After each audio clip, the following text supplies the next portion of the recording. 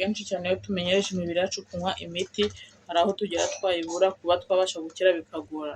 Ndagira ngo nkubwire wewe wajyaga uribwa n'umutwe ukumva birakugoye cyane, ubanza kujya gushaka imiti, ukabanza kunywa ibiki n'ibiki, amazi yonyine akonje. Nk'uko nabibabwiye rero, aya ni amazi yanjye maze kuvoma akonje. Ushaka kwivura umutwe uvoma amazi akonje ugashyiramo intoki zawe, ugashyiramo n'amaguru, ukarindira mu minota mikeya cyane, umunota umwe, iminota ibiri, umutwe urimo kukuya urakira. Ugomba kumekinga shuwa ko washyize ahantu. Hero muraho mumeze gute bakunzi ba Vuga Time TV, aho muherereye ku mpande z'isi, amahoro y'Imana abane namwe. Bari mu gitondo cyiza, saa sita neza ku mugoroba, umugoroba mwiza, ijoro mugire ijoro ryiza.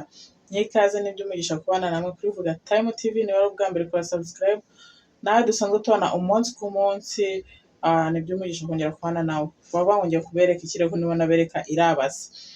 Ngiye kubereka uburyo ki ushobora gukira umutwe wifashishije amazi akonje, wifashishije barafu, wifashishije ubu buryo butatu. Ni ibintu ngiye kukwereka bikagukiza umutwe, waba ari umutwe w'imbere, waba ari umutwe w'inyuma, waba ari umutwe w'umusaya, waba ari umutwe w'imisaya ibiri.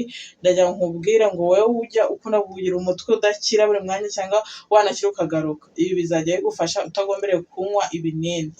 Ubu rero urabona ko hano ndimo ngiye kuvoma amazi muri bathroom. Niyo rero waba wayavomye ukayatereka ahantu agakonja, nayo arakora, cyangwa ufite firigo ukayashyiramo. Ubu ngubu ahangaha aho umutuku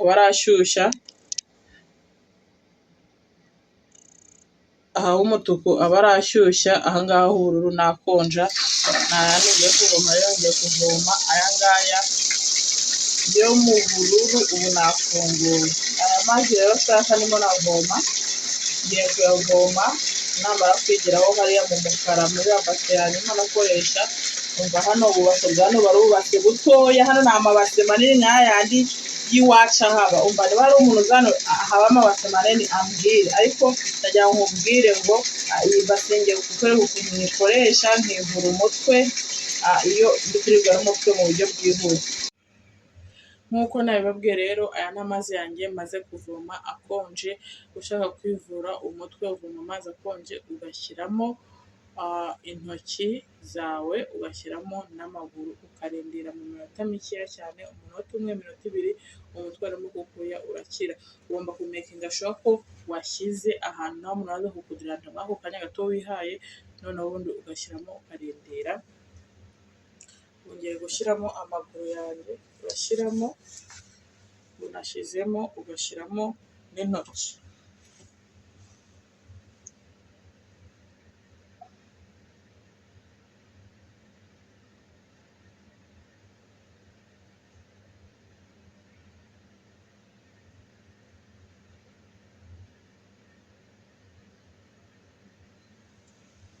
Iyo ushyizemo amaguru n'intoki ugatuza, uhita wumva muri wowe wa mutwe wakuruyaga, uhita wumva uri gukira. Ndagira ngo nkubwire wewe wajyaga uribwa n'umutwe ukumva birakugoye cyane, ubanza kujya gushaka imiti, ukabanza kunywa ibiki n'ibiki, amazi yonyine akonje ushyizemo amaguru ugashyiramo n'intoki, umutwe urakira. Uru niryo banga ryo gukira umutwe bitagombereye indi miti, bitagombereye kundi kwibaza ngo mbese ngo ndabigenza gute, ngo reka njye mu buriri ndyame igihe kinini. Oya, fata amazi akonje, wicara ahantu utuze umunota umwe, iminota ibiri, shyiramo amaboko yawe n'amaguru yawe, urakira. Ubundi buryo ngiye kukwereka rero ni uburyo ushobora gufata ikintu gikonje. Iyo ufashe barafu mu ntoki zikonje, ushobora kuzifata cyangwa ushobora kuzirambika ku maguru. Dore njyewe nafashe izi ice cream, izi azitonori, ntabwo nibagiwe ukuntu babyita, umuntu ubizi abinyandikiye muri comment. Ariko ufata ibi bikonje mu ntoki, ukabifata mu ntoki bikonje. Ubwo nyine ngende ku expose ko ari barafu. ushobora kuba udafite barafu, ushobora kuba udafite barafu wakoze cyangwa ikindi kintu, ariko ntabwo wabura ikintu gikonje muri firigo. Urafata iyo ugifashe ukira umutwe, ububabare bw'umutwe ufite, yaba umutwe w'amaso, yaba umutwe w'uruhande rumwe, yaba umutwe w'imbere cyangwa uw'inyuma, ukira umutwe.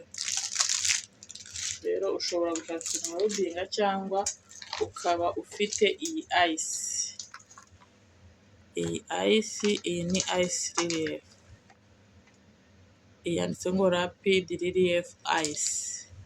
Urabona ko bari kukwereka ko iyi ayisi ushobora gushyira ku mavi ari kukurya, ushobora gushyira ku rutugu, ushobora gushyira ku mutwe, ushobora no gushyira hehe, ushobora no gushyira ku maguru yawe.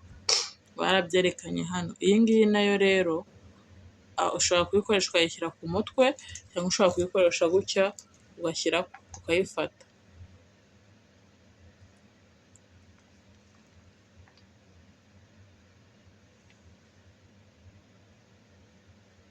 Iyi ngiyi rero ushobora kuyikoresha ukayifataho mu gihe amaguru ari mu mazi, cyangwa ushobora gufashyira amaguru yawe mu mazi.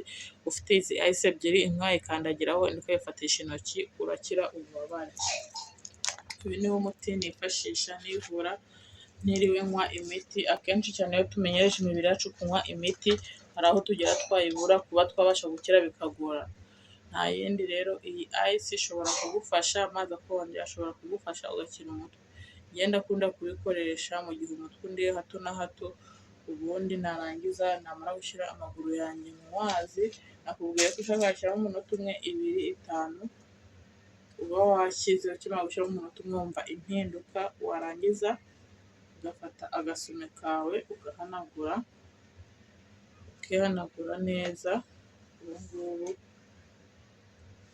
ndi kumva ukuntu mva mu mutwe naniwe, ndushye, umutwe uri gushaka kundya, ntabwo umutwe uba ukikuriye. Iyo urangije ufata agasume kawe ukihanagura, nta kindi.